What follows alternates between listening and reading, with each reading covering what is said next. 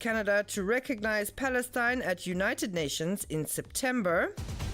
And in sports, tough draw for favourites ahead of La Duchesse horse racing season opener. Once again, Kim Lecourt-Pinot has reclaimed the yellow jersey in the 2025 Women's Tour de France. The Mauritian cyclist won the fifth stage of the Tour last night, a stage that all observers had described as crucial for the favourites. She powered her way to victory ahead of Dutch legends Demi Vollering and Anna van der Breggen.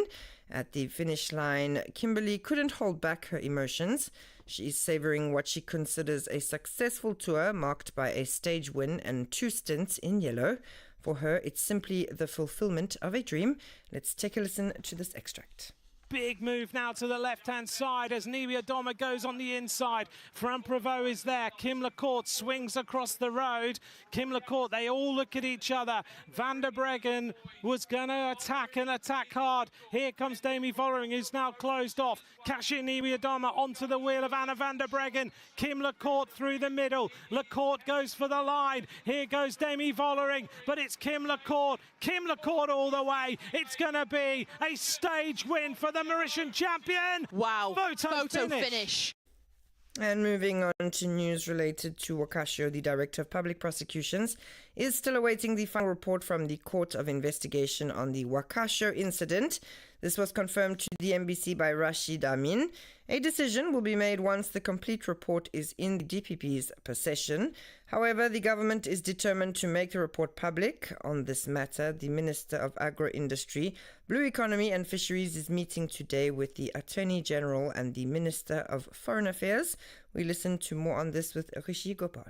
The file concerning the Wakashio investigation will be presented to the Cabinet, said Dr. Erwin Boulel. A court of investigation established in 2021 to shed light on the Wakashio shipwreck was chaired by former Judge Abdulhafik Hamad. After a series of hearings, the court completed its work on 24 February 2022. It has come to light that other investigations conducted in Panama and Japan have also been completed, according to Minister Erwin Boulel.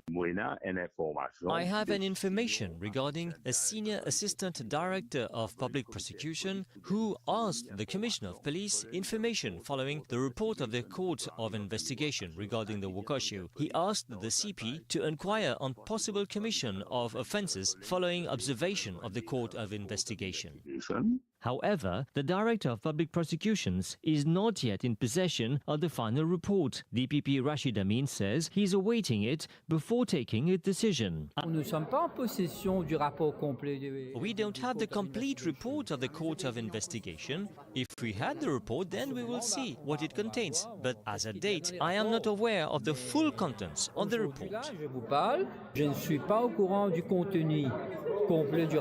Alain Malherbe, who compiled an extensive document on the Wakashio, believes the public has the right to know what is stated in the investigation. The Minister of Agro-Industry and Blue Economy specifies that a senior assistant director from the DPP's office had already requested information from the Commissioner of Police in 2023. 5 years after the Wakashio shipwreck, doubts and grey areas still remain. What really happened on the 25th of July 2020 in the southeast of Mauritius? Who is or who are truly responsible for this ecological disaster? The government is firmly committed to revealing the contents of the Court of Investigation's report.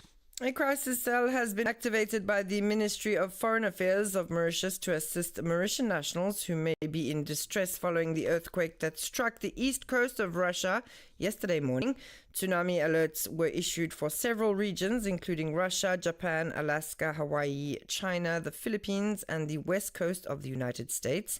The ministry has urged Mauritians in these zones to move to safe areas away from the coast and follow local authorities' instructions. The ministry also remains fully mobilized to provide any necessary assistance. And moving to pension-related news, the Mauritius Revenue Authority is actively preparing the system to facilitate financial support payments under the new pension reform. Eligibility and criteria have already been defined, and the MRA is awaiting the passing of the finance bill to implement the system. An online platform will then be launched to allow individuals to apply easily. This initiative is aimed at supporting low-income individuals who will be be turning 60 starting from September 1st. Amik Tilakdari, Assistant Director at the MRA, is voiced over by Adrien Valère. Following the recently announced pension reform, the government will introduce a new financial support scheme for individuals turning 60 as from September 1st, 2025. Eligible persons will receive a one-time support of 10,000 rupees, subject to certain conditions. The Mauritius Revenue Authority has been assigned to implement these measures.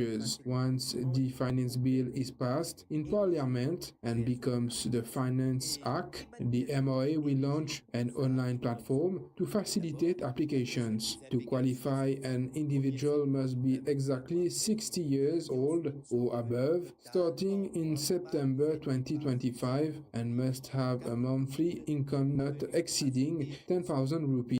For couples, the combined monthly income must not exceed 20,000 rupees. Income includes salaries, business earnings, or any form of self-employment revenue.